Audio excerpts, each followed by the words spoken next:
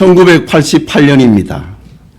미국 펜실베니아 주의 사우스포크 댐을 조사하던 기술자들이 댐 아래에 있는 마을 존스타운 주민들에게 댐이 안전하지 않으니 이주하는 것이 좋겠습니다 라고 권면과 경고를 했습니다. 그러나 마을 주민들은 듣지 않았습니다. 그해 가을에 또 다른 조사단이 와서 경고했지만 마찬가지였습니다. 있을지 없을지 모르는 일이 아닌가, 우리에게 겁을 주어 정든 고향을 떠나게 할 수는 없지 않은가 라고 반응했습니다. 이듬해 봄에 세 번째 조사단이 댐을 살펴보고는 더 이상 댐이 버틸 수 없는 지경이라고 경고했습니다. 하지만 주민들은 아니 경고한 것이 언제야? 지금도 멀쩡하지 않은가? 우리를 바보로 아는가? 라며 냉소적인 반응을 보였습니다.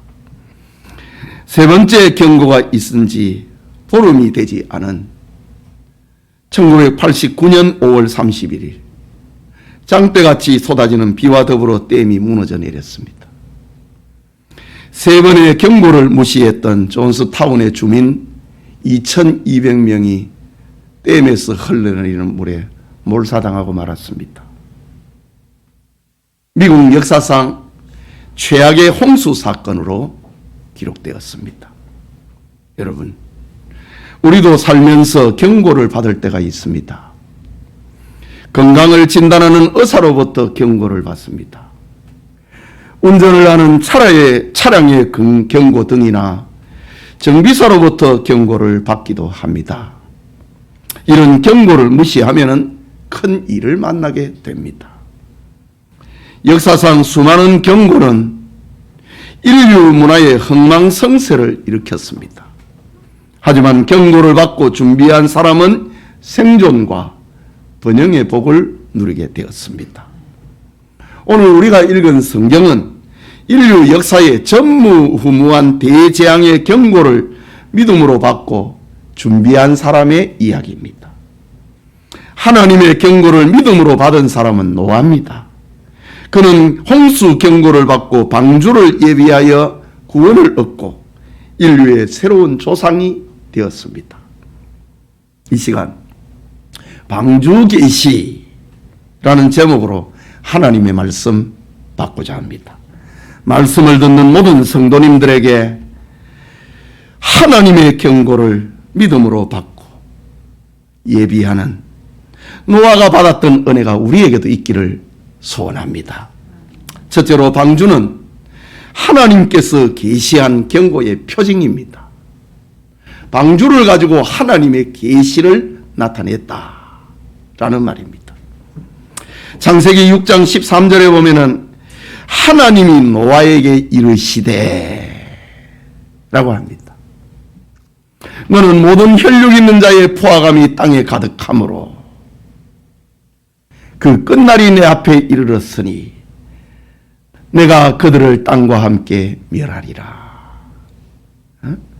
하나님이 노아에게 이르시되 말씀하셨다라고 합니다. 방주는 노아가 연구하고 생각하고 자문을 구해서 만든 것이 아닙니다. 노아는 목수도 아니고 조선 기술자도 아닙니다. 그는 하나님의 계시를 받아서 하나님이 지시하신 대로 방주를 만들었고 온 세상을 구원합니다. 성경을 보면 방주는 철저하게 하나님의 계시의 산물임을 우리에게 알려주고 있습니다. 첫째는 방주의 재료가 하나님의 계시의 산물입니다. 14절에 너는 고페르나무로 너를 위하여 방주를 만들되 그 안에 칸들을 막고 역청을 그 안팎에 칠하라 라고 했습니다. 오늘날의 과학자들은 배를 만드는 나무 중에 가장 좋고 가장 탄탄한 나무가 고페르나무, 잣나무과에 해당이 되는 고페르나무라고 합니다. 그래서 고대 지중해를 지배했던 알렉산드리아의 배들은 모두 이 고페르나무로 만들었습니다. 로마 바티칸의 베드로 성당의 문을 고페르나무로 만들었는데 천년이 지나도 썩지 않는 튼튼한 목재임이 증명되고 있습니다. 그리고 이 고페르나무에 역청을 바르는 것은 견고하고 수명을 길게 할 뿐만 아니라 배 안에 물이 스며들지 않도록 하기 위한 하나님의 계시였습니다. 하나님은 방주의 안전성과 견고성을 위하여서 이렇게 방주의 재료를 계시하셨습니다. 계속해서 방주의 크기 하나님이 계시하신 겁니다. 본문 15절과 16절을 보면은 네가 만들 방주는 이러하니 그 길이는 300규빗, 너비는 50규빗, 높이는 30규빗이라. 거기에 창을 4대 위에서부터 한 규빗에 내고 그 문은 옆으로 내고 상중하 3층으로 할지니라 했습니다. 방주의 길이가 300규빗이다. 우리의 측량으로 하면은 약 150m입니다. 폭이 50규빗이라 25m입니다. 높이가 30규빗이라 15m입니다. 3층으로 되어 있습니다. 현대의 조선 기술자들은 이 방주의 크기와 비율을 가장 이상적인 배라고 합니다. 오늘날의 큰 배는 대부분 방주와 같은 비율로 만든다고 하니 참 하나님은 과학자 중에 과학자십니다. 노아는 이렇게 만들 제도의 능이 있지 않았습니다. 하나님의 계시의 산물이다. 셋째는 방주에 들어갈 동물을 하나님이 계시하셨습니다. 하나님께서는 방주 안에 정결한 동물 7상과 부정한 동물 2상씩을 넣으라고 하셨습니다. 오늘 성경에는 각기 둘씩 한 상을 강조를 하고 있고 7장에서는 그 상의 숫자를 다시 이야기를 하십니다.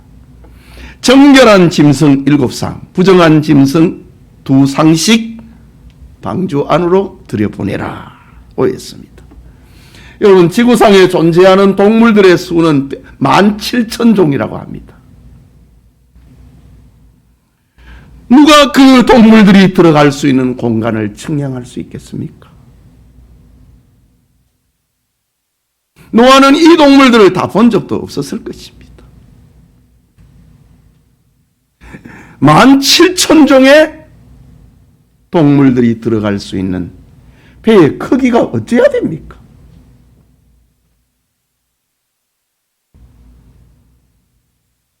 현대의 동물학자들은 이 방주의 크기는 12만 5천 마리가 들어갈 수 있다고 합니다. 15,000종류의 동물들 중에 정결한 짐승은 7상, 부정한 짐승은 2상이라고 했습니다. 12,500마리가, 12만 5천 마리가 들어갈 수 있는 크기가 바로 방주의 크기라고 합니다. 그렇다면 방주는 세상의 모든 동물들을 보존할 완벽한 크기의 규모였습니다. 이 방주의 크기를 보더라도 이것은 하나님의 계시의 결과이고 하나님만이 하실 수 있는 일임을 나타내고 있습니다. 넷째는 먹을 양식을 저장할 것을 계시하셨습니다. 본문 21절에 너는 먹을 모든 양식을 네게로 가져다가 저축하라. 이것이 너와 그들의 먹을 것이 되리라 했습니다. 또 22절을 보면은 노아가 그와 같이 하여 하나님이 자기에게 명하신 대로 다 준행하였더라고 합니다.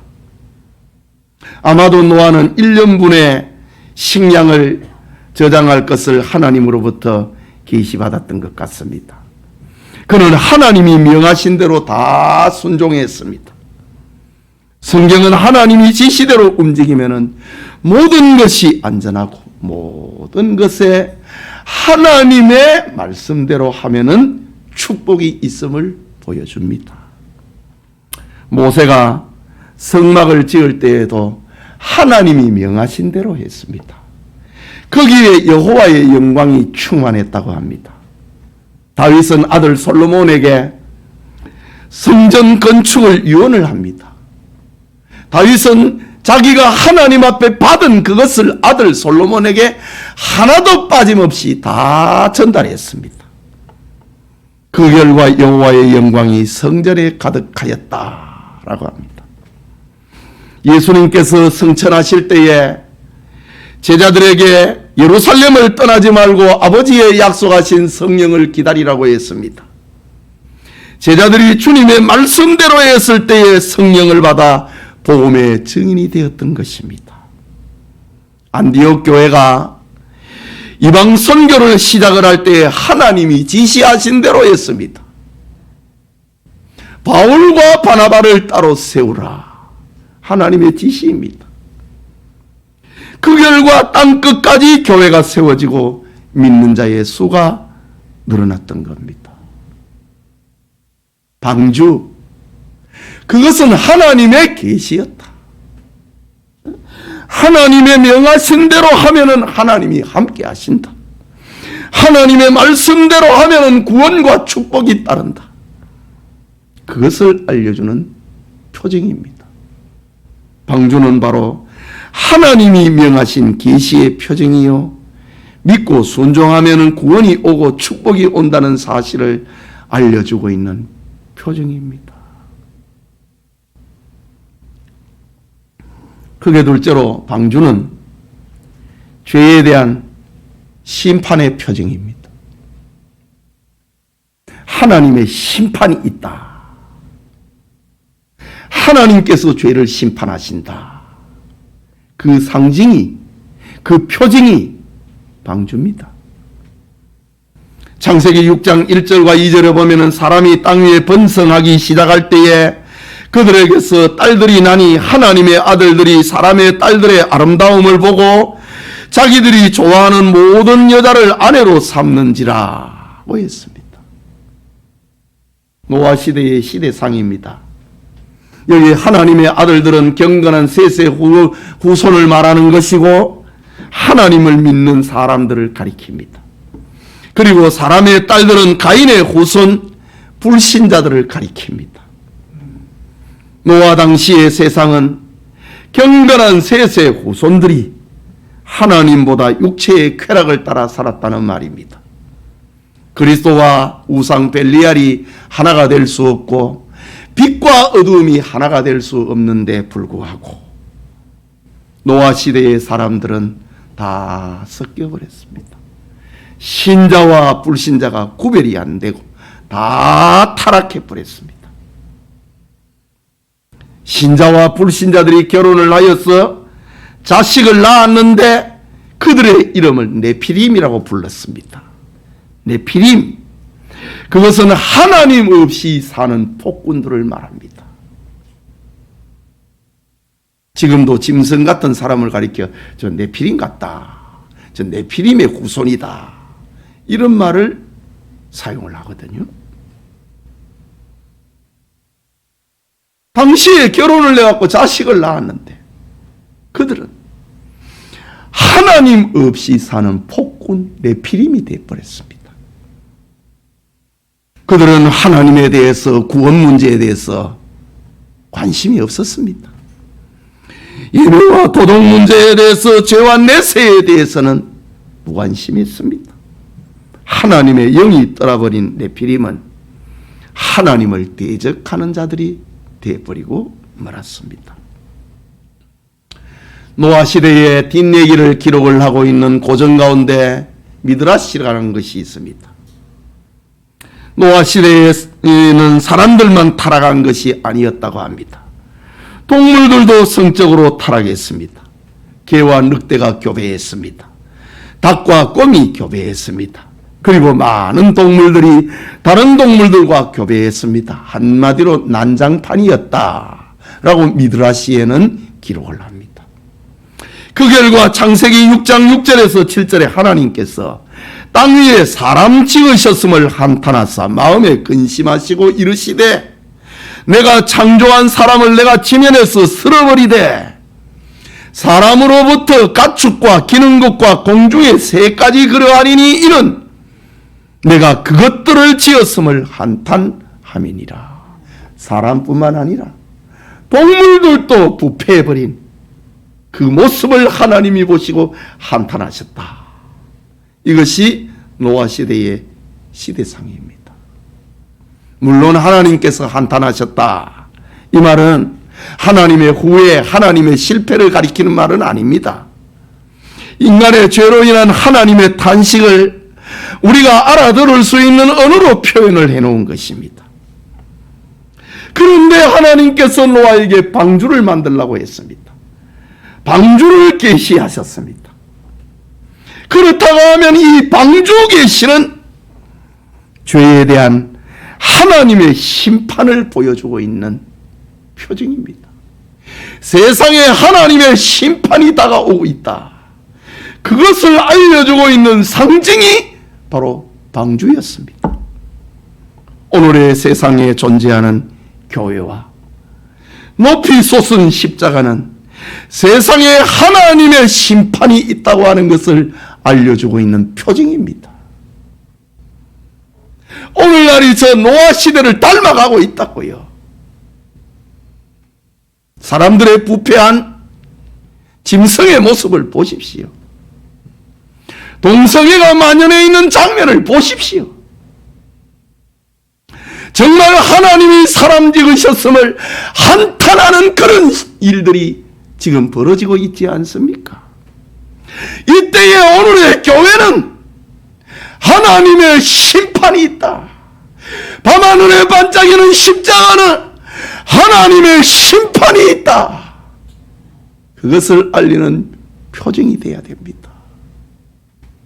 믿든지 아니 믿든지, 교회에 오든지 안 나오든지, 교회는 세상에 하나님의 심판이 있다는 것을 알리는 표징입니다. 그렇기 때문에 교회 운동은 중단되거나 멈추지 말아야 됩니다. 계속되어야 되고 왕성해야 하는 것입니다. 하나님의 계시의 산물이기 때문입니다. 교회는 사람이 만든 것이 아니지 않습니까? 내가 내 교회를 이 반석 위에 세우리니 음부의 권세가 해하지 못할 것이다. 방주가 전적으로 하나님 계시의 산물이었던 것처럼 오늘의 교회 역시 전적으로 하나님 계시의 산물입니다. 마지막으로 방주는 믿는 자를 구원하는 표징입니다. 하나님을 믿으면 구원받는다, 그것을 알려주고 있는 것이 노아가 받은 방주 계시입니다. 창세기 6장 8절에 그러나 노아는 여호와께 은혜를 입었더라. 22절에 노아가 그와 같이 하여 하나님이 자기의 명하신 대로 다 준행하였더라. 이 창세기의 이 말씀을 병행해서 기록을 하고 있는 히브리서 11장 7절에는 믿음으로 노아는 아직 보이지 않는 일에 경고하심을 받아 경외함으로 방주를 준비하여 그 집을 구원하였으니, 방주는 구원의 상징이라 이지요. 방주를 준비하여 그 집을 구원하였으니 이로 말미암아 세상을 정죄하고 믿음을 따르는 의의 상속자가 되었느니라. 방주 계시를 이렇게 신약의 사도는 표현하고 있는 겁니다. 하나님께 선택된 노아는 하나님의 계시에 따라서 방주를 만들었습니다. 그 일은 120년간 계속되었습니다. 산에서 배를 만들었습니다. 사람들은 노아의 기괴한 행동을 조롱하고 비난했습니다. 유대인들의 미드라시에 노아가 사람들에게 전도하는 장면을 기록하고 있습니다. 여러분, 홍수를 대비해야 합니다. 앞으로 큰 비가 옵니다. 그 비는 발목을 적시는 정도가 아니고 무릎까지 차는 비도 아닙니다. 온몸을 잠기는 정도의 홍수가 아닙니다. 그 비는 온 땅을 잠기게 하고 모든 생물을 죽이는 홍수입니다. 그러니 나와 같이 배를 만듭시다 라고 했다고 합니다. 미드라시 전설의 이야기입니다. 이때에 사람들이 대답합니다. 허허, 웃기지 마시오. 불의 홍수가 오면은 물로 막을 것이고 물의 홍수가 오면은 철판으로 막을 것입니다. 그런 소리 마시오. 산꼭대기에 배를 만드는 사람을 우리는 보지 못했소 라며 노아를 조롱했다 라고 미드라시에 이야기합니다. 이런 상황 속에서 노아가 믿음이 없었다면 노아는 방주를 만들지 못했을 것이고 그 방주를 완성하지 못했을 것입니다. 얼마나 많은 사람들이 120년간 노아를 비웃었는가를 한번 상상을 해보십시오. 그러나 노아는 비난에 조롱에 흔들리지 않았습니다. 그는 하나님의 음성을 들었고 하나님과 동행했기 때문입니다. 오늘의 교회도 이와 다르지 않습니다. 교회는 모든 일을 믿음으로 해야 됩니다. 노아처럼 말이지요. 하나님의 일은 상식으로 하는 것이 아니고 믿음으로 하는 것입니다. 무엇이 믿음입니까? 하나님이 명하신 대로 하는 겁니다. 하나님의 말씀대로 하는 것이 믿음입니다. 그것이 참된 교회 생활이고 하나님을 믿는 신앙생활입니다. 하나님의 말씀대로 믿고 하나님의 말씀대로 사는 것. 그것이 참된 믿음입니다. 우리 믿음의 선배 노아가 걸어갔던 길입니다. 창세기 7장 2절과 3절에는 너는 모든 정결한 짐승을 암수 7씩 부정한 것은 암수 2씩을 네게로 데려오며 공중의 새도 암수 7씩을 데려와 그 실을 온 지면에 유전하게 하라 라고 했습니다. 정결한 짐승과 부정한 짐승, 이것은 오늘날 교회의 자화상입니다. 정결한 짐승과 부정한 짐승이 함께 거하고 조화를 이루는 것이 방주입니다. 정결한 사람만을 위한 방주가 따로 있지 않다는 말입니다. 부정한 사람을 위한 교회가 따로 있지 않습니다. 하나님께서 만들라고 하신 방주는 2개가 아니고 하나입니다.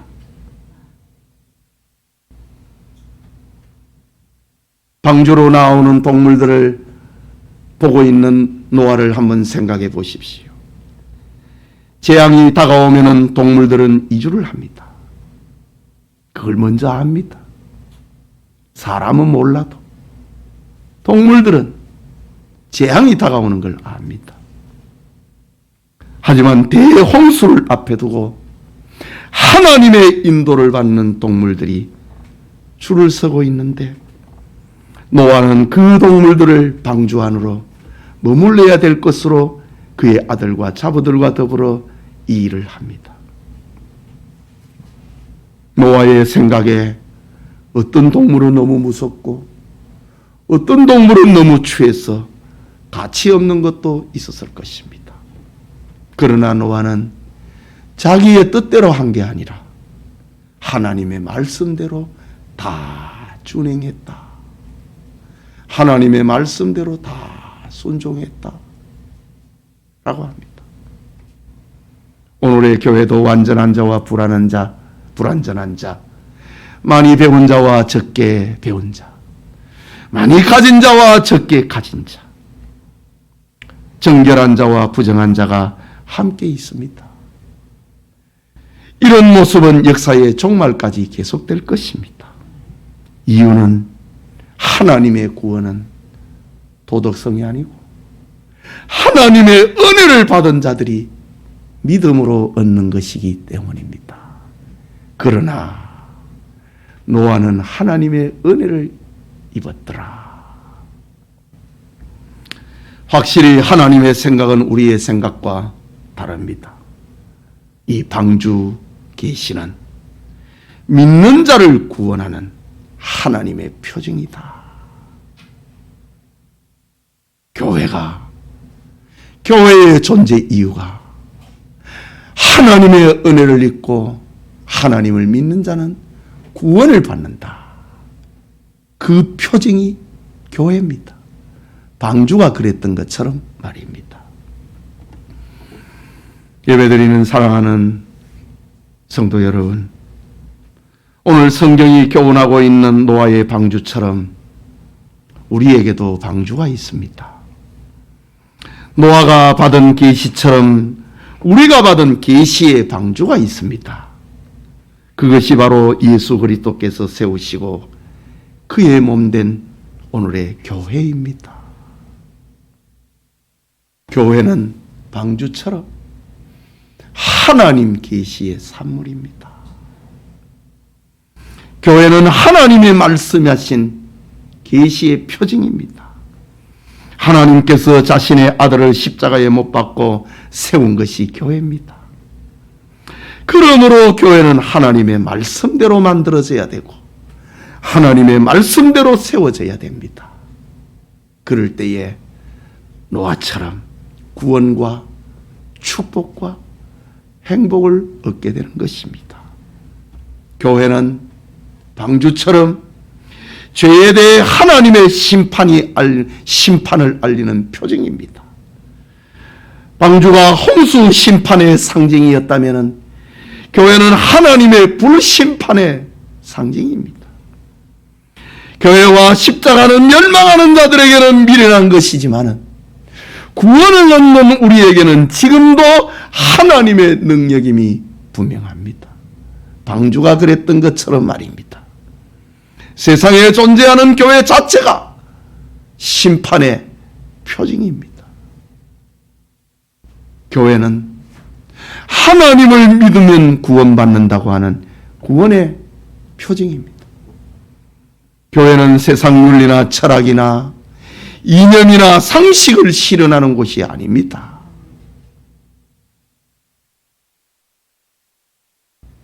지금 국회가 정부가 이 상식이 안 통해가지고 얼마나 고통당합니까? 이념과 철학이 안 통하니까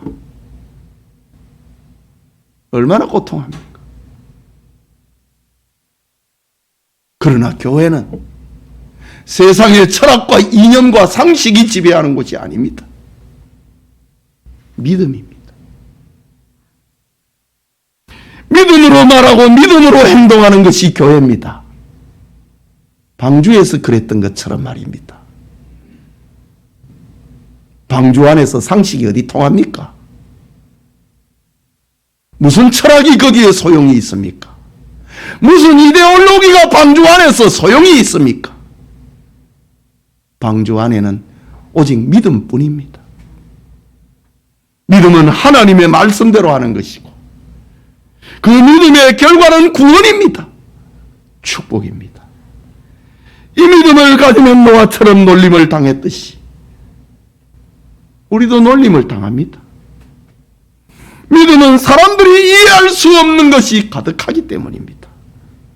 그중에 주님을 믿는 자는 구원하시고 믿지 아니하는 자는 영벌로 심판하신다.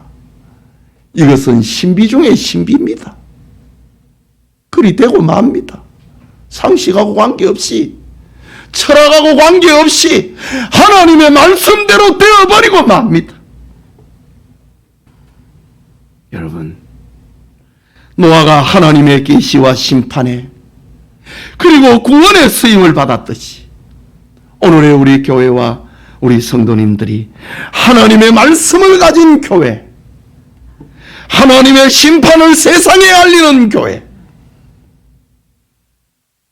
그리고 세상을 구원하는 교회요 그의 일꾼이 되는 그 축복이 우리와 함께하기를 소원합니다.